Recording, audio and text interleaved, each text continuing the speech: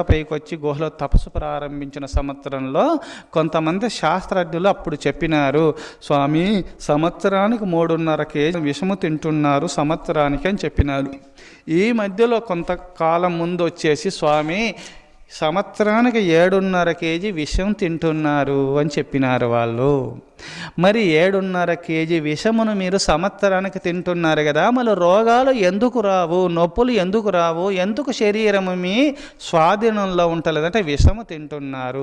మందు మాకులు తిని ఆరోగ్యమును చెడి అష్ట కష్టాల పాలవుతారయ. శివ గోవింద గోవింద హరి గోవింద గోవింద అని గోవింద వాక్యములు ఎందు వీర బ్రహ్మంగారే లోకానికి అందించినారు ఈ దివ్య సందేశం.